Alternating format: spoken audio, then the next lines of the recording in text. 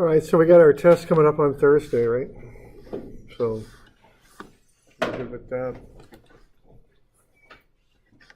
And we'll cover that test review that I handed out tomorrow if you like, if you've got questions on it.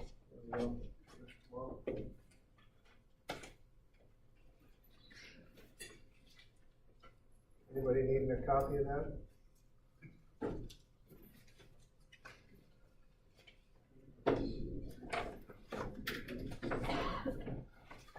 Yeah, so that test review is online also for those of you online.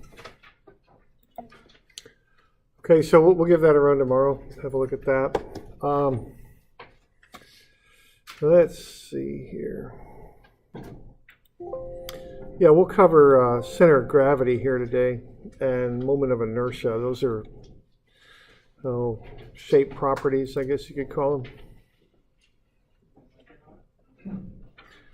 So let's have a look.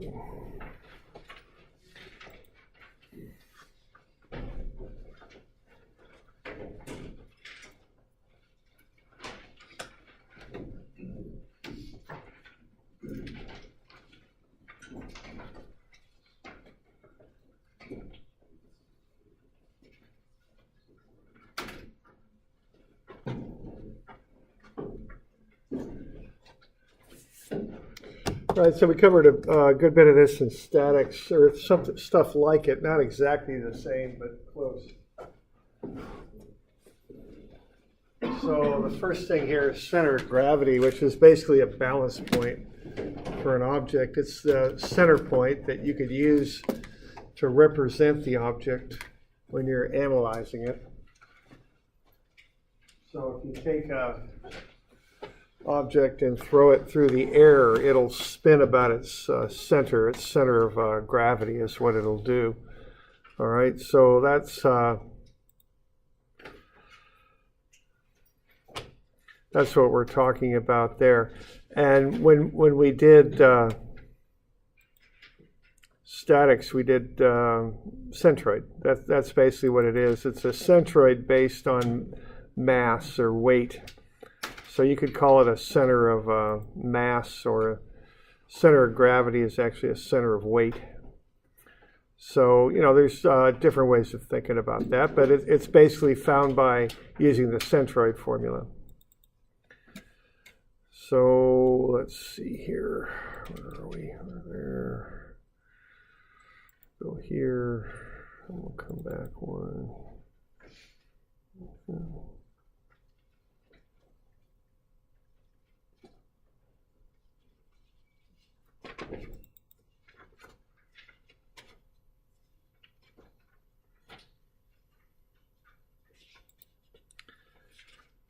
So this is somebody throwing it was an axe or something like that through the air, and what they found was that they lit up. They put an LED or something on the center of gravity of the axe, and what it did, it just described kind of a smooth parabolic motion there as they threw it. So that would be the center of mass. What that is the point that the object would rotate about if you threw it through the air. Okay, so that's the center of mass. That's the idea there. Okay.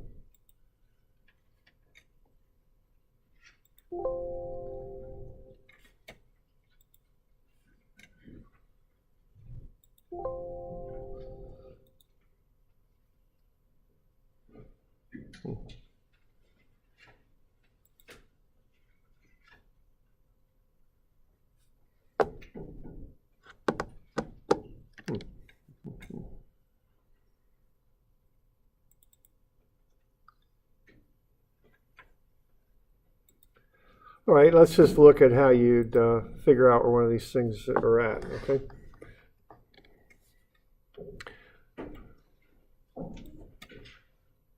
So what you do is you take the sum of all the masses in an object times their centers of mass, which are basically their centroid, and then divide that term by the total mass. So what you do to find center of mass is you use x, y, and z directions. You run through this calculation for each direction, And you're taking like a weighted average basically here. So you're taking the sum of the mass times its centroidal location. And then you just go through that for every little mass that makes up your total object, add them up, and then divide by the total mass. So let's say we've got an object like this, a plate that's 2 centimeters thick, and let's say we can find its center of mass, and we've got the densities down here below. Okay. So they're different for the rod, which is the long thin piece going into the plate. All right. So what we would do here would be to calculate the volume and then multiply the volume by the density, and that'll get us the mass of each of the pieces. And then what I'm doing is measuring from a given reference point, which is A there on the left, to the centroids of each of the pieces. So I've broken that thing up into a rod, a plate, and a circular cutout. Okay. And I think I've got a table there for you to work through there, but I just need to calculate this stuff at the beginning. So the thing's 2 centimeters deep into the page, so I'm taking 0.8 times 0.03. That's the area of that rod, multiplying it by the depth into the page, which is 0.02. And that gets me 0.00048 cubic meters. And then I multiply that by the density, and I get its mass is 4 kilograms. Okay, and I just do a similar thing for each of the parts there. What I'm doing there, I'm handling the plate as one entire object, 20 by 30 centimeters. And then I'm finding its mass, and then I'm finding the mass of the circular cutout and subtracting that from the mass of the plate is what I'm doing on that, okay? So that's how I'm going through that. So I end up with the masses of 3 objects, the rod, the plate, and the circular cutout.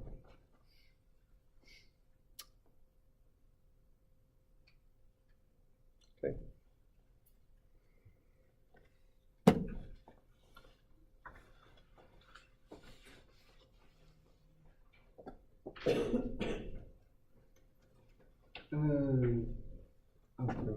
We're good? Okay.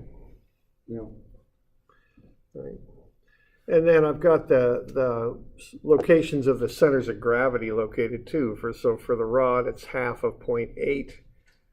And then for the plate, I'm taking the 0.8 meters, 80 centimeters, and adding 10 to it. So that's both for the plate and for that circular cutout. So that's how I'm handling that.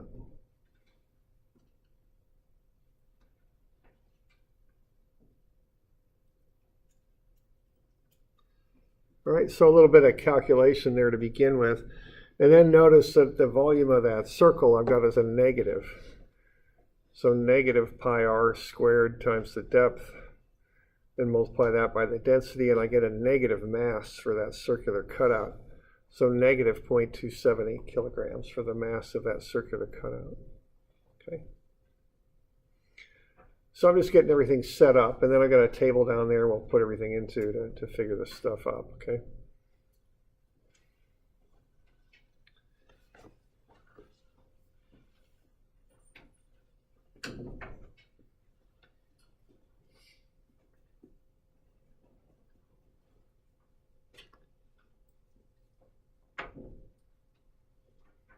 All right. So once I've got that stuff calculated up, what I would do next here would be to start to fill in this table. Okay. So on that first one, I'll put the units in up top so I don't have to write them all the time. So cubic meters for the volume, kilograms for the mass, meters for x bar, and then mx bar is kilogram meters. And I just fill this stuff in. So I've got the volume and the mass. I take, and then I've got x bar. Now I calculated x bar there. It's half of the 0.8. I'm using A as my reference, and that's one thing you got to do on this stuff. You got to use the same point for the reference every time for all your measurements. So I'm going to measure everything from A. So half of the 80 is 40, so that's 0.4 meters. Okay, and then I just take the mass times x bar, and I get 1.6, and that's a kilogram meter measurement is what that is.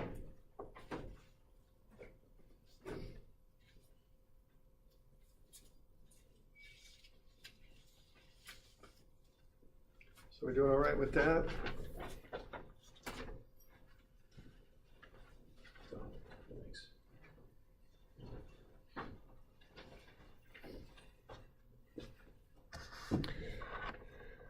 I want to just run through it for the plate too, if you got the stuff. You know, it's just a basic calculation there.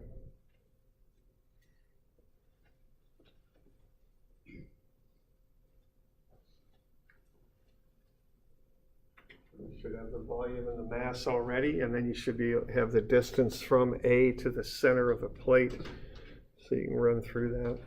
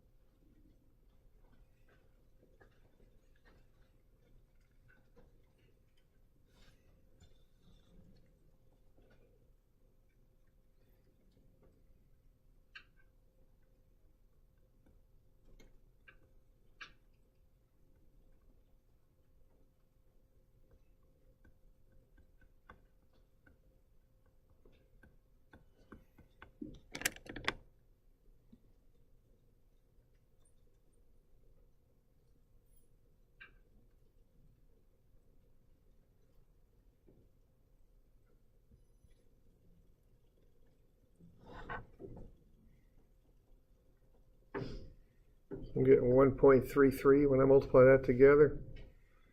You'll get into that, okay?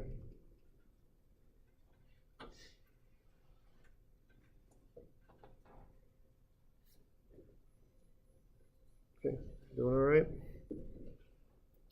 Now that's the entire plate. That's how I'm doing that, as though it's solid. Now it's not, and but I'll handle that with the cutout. Okay. So that's what I'm doing. So then the cutout, I just got to remember it's negative. So it's got a mass of negative 0.278. And then an offset distance of 0.9, so that's negative 0.25. Okay? So you just need to kind of keep this stuff straight, that's all. Okay, so the total mass, when I add them up, is 5.2. And then the total mass times x bar is 2.68. Okay, and what I've got there for the mass, the unit is kilograms, and for the mx bar is kilogram meters. Okay, so then I can take the weighted average, the kilogram meters, and divide out the total mass, and I'll get the offset distance for the center of gravity, and that's 0.515 meters.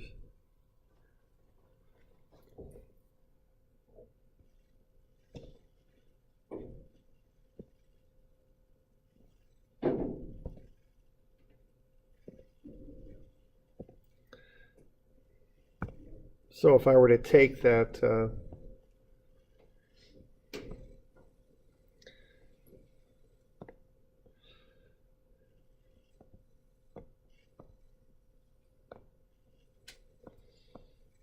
don't know what to call this thing, this bar or whatever you want to call it, and throw it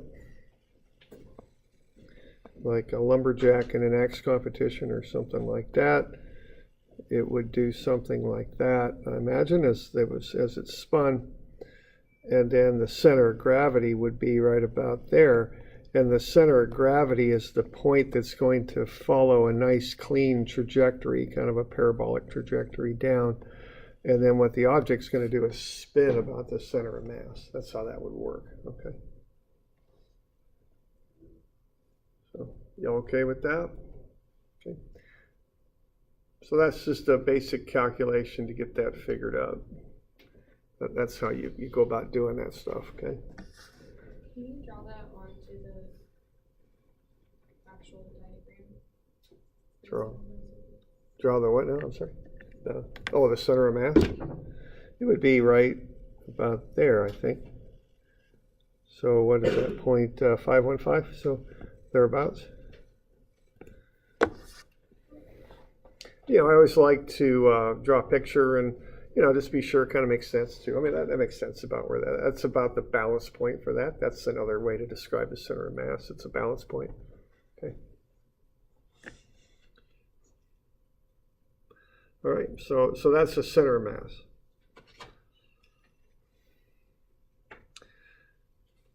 Now, the moment of inertia is a little bit more abstract, okay? Now, for starters, there's two kinds of moments of inertia. In statics, we did an area moment of inertia, which is something that you use in strength of materials when you look at how something might bend.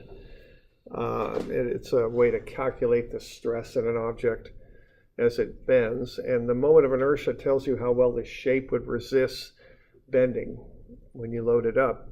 But we're going to look at a mass moment of inertia, which is a little different. Now, the calculation is very much the same as the area moment of inertia, but it's a little different idea. And this is probably the moment of inertia you deal with in physics when you do that. Okay, so a mass moment of inertia indicates the resistance an object would have to rotational acceleration. So the larger the moment of inertia, the more the object resists angular acceleration. So if I take this object here and I apply a moment to it, what the moment of inertia is going to tell me is how well that object does not start to spin, okay? How slowly it starts to spin. And this depends on the object's mass, its shape, and the location of the axis about which it will rotate. And the way you calculate this up is you take little pieces of mass in the object, like so. So that's a dm, a little differential mass element. You look at the distance that mass is from the axis, you square the distance and you multiply it by the mass. Okay. So that's how you calculate it. And then you add up all the little r squared dm's for the entire object. Okay.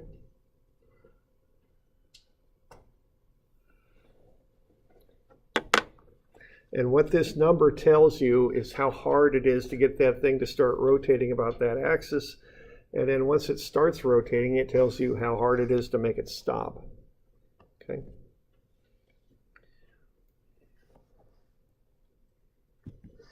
So that's basically what that is. So with a center of mass, you could point at a center of mass and say, here's the center of mass. But with a moment of inertia, you can't really. Now you might ask yourself, well, why do we look at this and why do we care, and why might we want this property in an object? Okay, and it is something that we use to analyze rotation a lot. So that's what we use it for.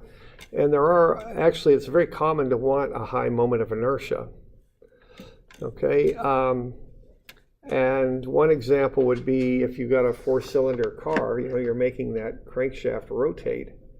But what you're doing, you're delivering, if you look at an internal combustion engine, you're delivering 4 discrete impulses to make that thing rotate. Okay, that's what you're doing. So you've got the crankshaft there, and you're using the explosions on each of the pistons to make that thing rotate. I'm kind of simplifying, or I don't know what I'm doing, but it really doesn't work like that unless you got a rotary engine, maybe. But basically, as the thing rotates, you're supplying these specific impulses to make the thing rotate. Well, you don't want that crankshaft kind of jumping every time that impulse is applied. What you want is a nice smooth motion. So a very common use for an object with a high moment of inertia is to use a flywheel. And what that does is that keeps the motion nice and smooth. You don't really react real strongly to these impulses. Once you get going, you stay moving in a nice, smooth sort of manner. Okay, So that's very common use of a flywheel, which has a high moment of inertia. It's to keep a rotational motion smooth. Okay, so that's the idea there. So here are some images of flywheels. And you know, some of these in the early days when they were making these machines are made quite large and quite massive so that they really provided very, very smooth motion. Okay, there's a flywheel there. So again, you see that material. Now, when you're building these flywheels, you're basing them on the formula R squared dm. So you want to maximize R.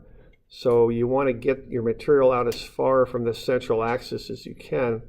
That way it does you the most good. Because what you're going to want is to get as much effect from moment of inertia as you can for a minimum amount of material. Okay. So there's an engine. I don't know what that thing is, but it looks like a pretty old sort of primitive engine there, and you see that huge flywheel on that. Now another thing they use flywheels for, and I don't really know if they're going to. So we're just having a look here at flywheel energy storage, something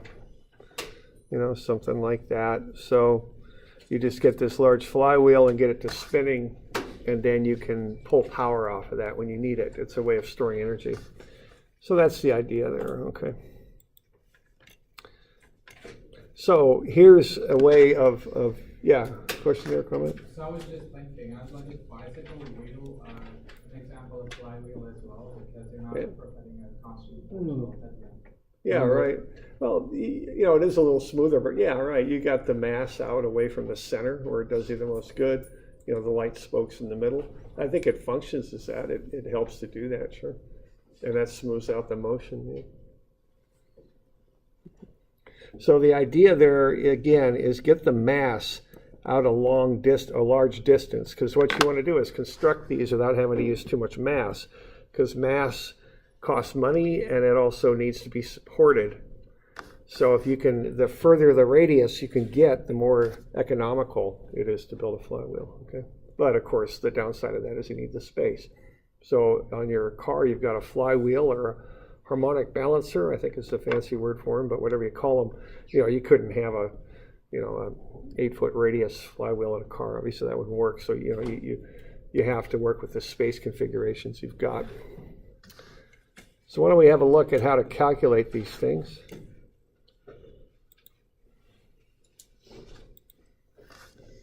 All right, so let's just start with a disk. And we're going to do a little bit of calculus here, and the way to do this might be to use a series of what they call shells. I used to call this the shell methods, at least when I was in school. So what you're doing, you're creating like a series of rings, starting from the very center that you're calculating about, working your way out. Okay, so the area of one of these things, what you would do basically is take it and cut it and lay it out flat and turn it into a rectangle. So what you're going to have there for the length of one of those shells is the diameter, 2 pi r, and then the width, or that would be the length, and then the depth there is just dr, your little calculus differential there. Okay, that's like taking one of these shells, cutting it, and laying it out flat. So you start with that, 2 pi r dr. Then for this particular example, we got a 7 centimeter depth, so you multiply 2 pi r dr by 0.07 meters. And then we've got the density of this is 1,800 kilograms per cubic meter, so multiply that through by that. So what you get then for the mass of the shell is 792 rdr. When you combine all that stuff, and then what you're going to do, you're going to add them up. That's what that integral sign is all about, is adding them up. So you'll start there in the middle and work your way out. So you're going to start at r equals 0, and you're going to end when r equals r, which is what, 0.12? So those will be your limits, okay? So that's how you go ahead and do that. So you end up integrating 0 to 0.12 r squared, which is part of the formula, then times the differential of mass, which is 792 dr, and then you just have to go through and run the numbers on it. So pull the 792 out front, and you're going to integrate. I think I'm missing something. Yeah, I'm missing an r in here, aren't I? right there, I need an r. So the 792 comes out front, and r squared times r gets you r cubed. Then you got dr. Integrate that, you get r to the 4 over 4 times 792. I pull the 4 out and plug in the limits, and I end up with 0.04106 kilogram meters squared. So that's the moment of inertia of that disk about this z-axis. So you do have to define all those things. Okay.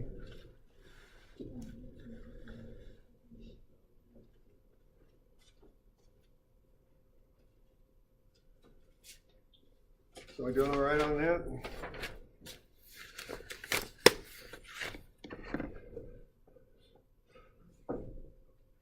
So that's how you derive this with calculus.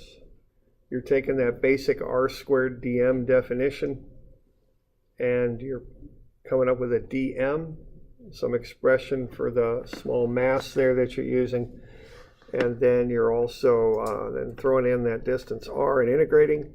You got to figure out what limits you're using as you go. Okay.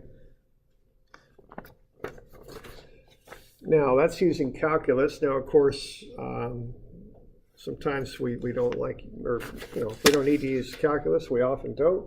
So on the back of your formula sheet, you've got the moment of inertia for a disk that's given. So you could use that too. That's on the back, and there's a formula for this, okay? And there's formulas for common shapes. Okay, so we can use tables, and this is a table that gives you a few things. I'm sure you can find more complete tables if you go looking for them.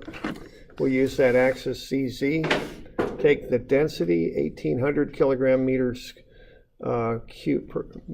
kilogram per meter cubed, I think, and multiply it by the volume, pi r squared, times the depth.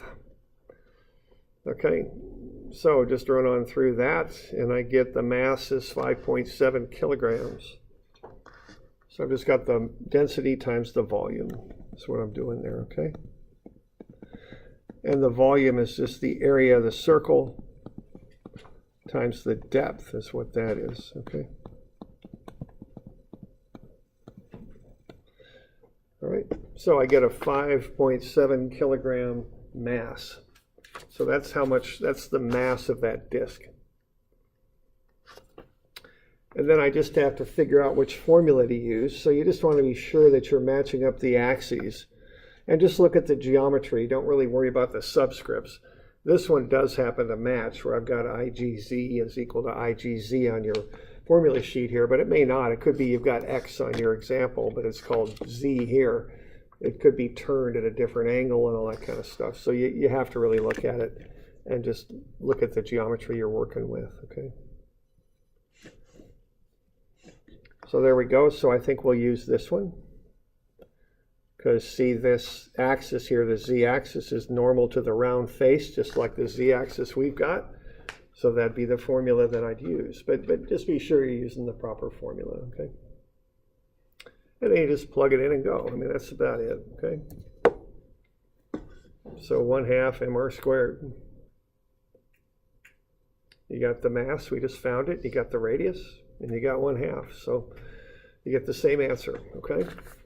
So often these things are, you can find them, in tables. It's very common to have that available. Okay.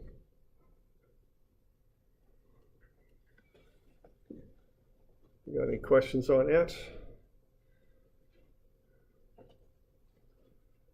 All right.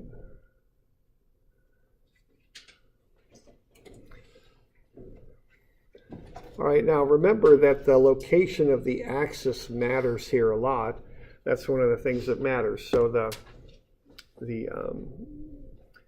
so the geometry of the shape, the mass of the shape, and also the location of the axis you're taking the moments of inertia about all matter. All right, so there's a formula called the transfer axis theorem sometimes, or parallel axis theorem, that allows you to find the moment of inertia of a shape through an axis other than a centroidal axis.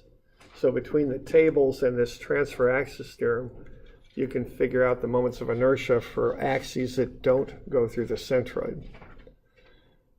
So for instance, for this one here, if we've got a cylinder and we're going to find the moment of inertia about this axis over here on the side, what you would do is you would use this and find the moment of inertia about that axis, because you could find that on a table. That's the formula we were just working with. Okay. Then you can add in the transfer axis term, which is the mass times the offset distance squared. Okay. And doing that, you could find the moment of inertia about this second axis. It's just got to be parallel to the one you're using to find the IG. Okay. So we could find IG and add in the mv squared term and get the total moment of inertia for that particular axis. So that's one thing we consider here with our moments of inertia. And then the other thing is just, it's kind of a funny one. It's called the radius of gyration. Now what that does is it's called K, all right? So the radius of gyration is K. To find it, what you do is you take the moment of inertia and divide out the mass and take a square root. Seems like maybe a funny thing to do, but what you have when you have K for a figure is if you take K squared times the mass, you'll get the moment of inertia. So this is a quick way to find a moment of inertia if you have the K value for a given shape. I think the idea with that is two. One is if you've got standard shapes that are made out of different materials, so they have different densities and masses, if you know K for that shape, you could find the moment of inertia for any material you made the shape out of, if you knew the mass, okay? And the other thing is it's a nice little thing to have in a dynamics textbook, so if you're working with some complex shape, if you have K, you can just square K and multiply it by the mass and get I, okay? If I remember right, I've got one or two problems down the road here that uses a K value, so just remember that one, okay? Don't get caught by surprise by it. I don't use it a whole lot, but I've got one or two in there down the road where I give you K. You just find I by taking MK squared. That's all you got to do. Just an easier way to get moment of inertia if you got that K value. All right.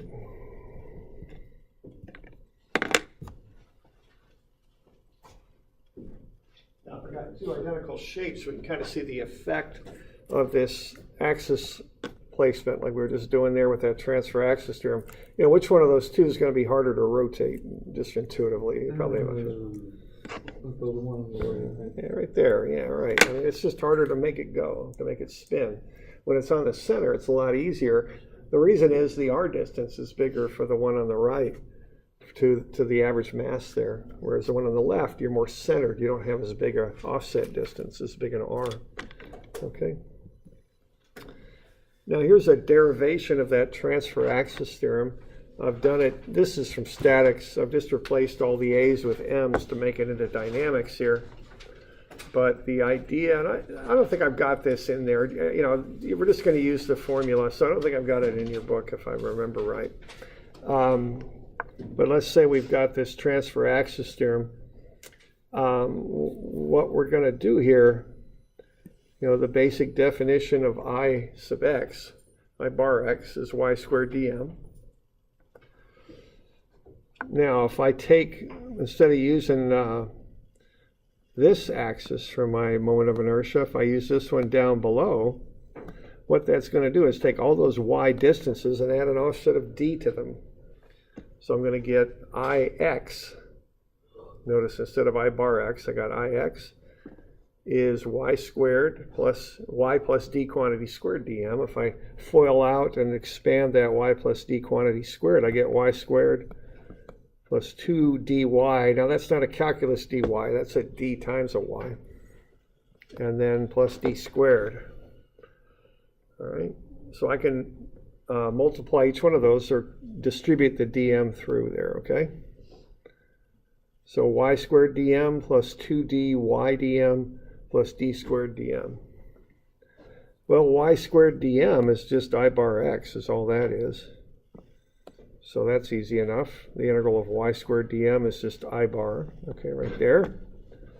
the integral of d squared dm, well, the integral of dm is just m, so that's the md squared term there. And the middle term, being as y is reference to the centroidal axis, for every y dm on the top, you got a y dm on the bottom. So that will zero out, because that'll all balance out, essentially. For every positive y dm, you've got a negative one on the other side. So that'll zero out, because we're working with that centroidal axis there. So that's where this formula comes from. Okay.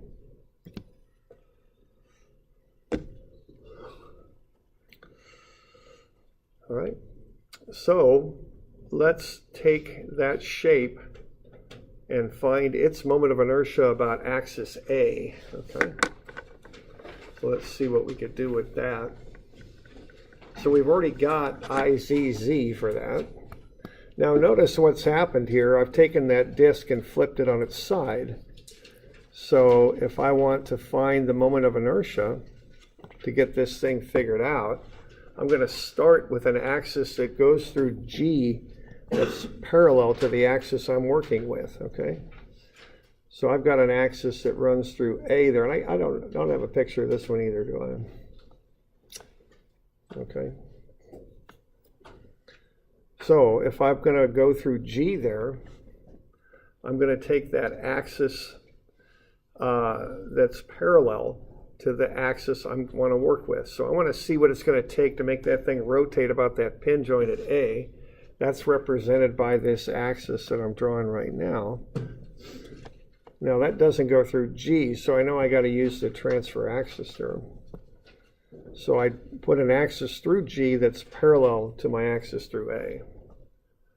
Okay. Like that. And then that's going to lead me to that 1/2 mr squared formula there. Okay. So that's where I get the 0.04106 by using that formula. Okay. And then what I'm going to do, I'm just going to add an md squared term to it. That's all I got to do. So I is equal to I bar g, which I've got, plus md squared. So I got the mass, it's 5.7 kilograms. What's the offset distance there?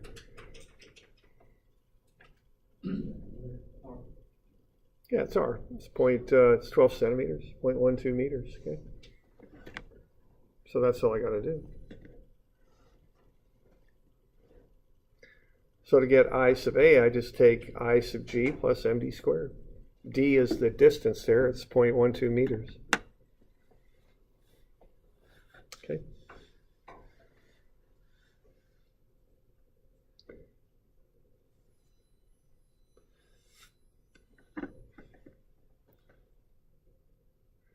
Now I can find moments of inertia for more complex shapes as well. Okay.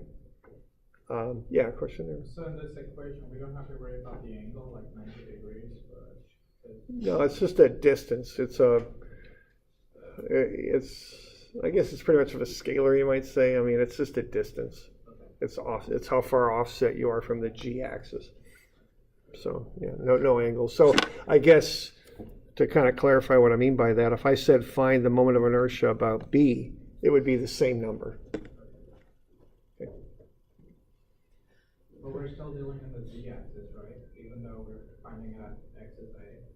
Well, let's see. What we're dealing with is to do this stuff, you look at the axis about which the object would rotate.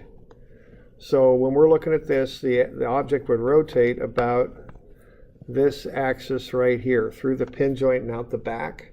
So I guess I am dealing with my z-axis as long as I define things like that. But somewhat, what letter you assign to the axis becomes a little bit arbitrary, you know. You can call them whatever you want, but the important thing here is I'm using an axis that's normal to the round face. So on my diagram, on my chart, it's that axis. So you got to be kind of, a little careful about how you. Because when you put them, yeah. We're changing the axis. That's why. Right. Yeah, you're flipping them. So right. So just be sure that the pictures match, regardless of how they're oriented. That's the idea. Okay. This would get a lot more complicated if this were actually like a gravity were in play. If what? If gravity were, I mean, if you Oh. had to consider gravity. Yeah, all we're doing right now is just finding that shape property, which is a scalar found for a given mass. Now, what we do with this, and if you've had physics, you're probably aware of this, is we're going to take sum of moments and set that equal to I alpha is what we're going to end up doing. So how you orient it might affect that, but it wouldn't affect I at all. I is just a number. Okay. All right, and then we'll go ahead and see if we can find the moment of inertia for this shape here. This object again, we already found G for it. So we've already got a lot of the work done already, where we've got the volume and the mass of each of the parts, and we have those offset distances.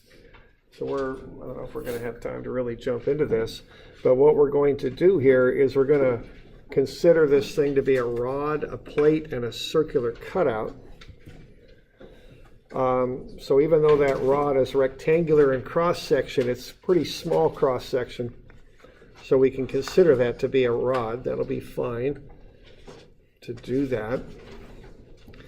And then we've got, we're pretty well ready to go with all these calculations. So what we're going to do is use the formulas on the back of the page of your formula sheet and combine them with the transfer axis theorem to find the moment of inertia about A here. That's our goal. Why don't I get you some of these to do for Friday, I guess. Or I don't know, you just want to give up and push that back to Monday? Is that the smart thing to do? All right, we'll just push it back to Monday. All right, so these will be due Monday.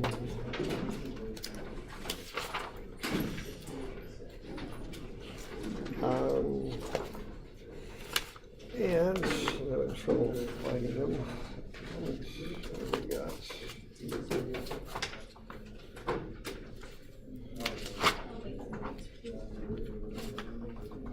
There we go. How about 321, 322, and 324?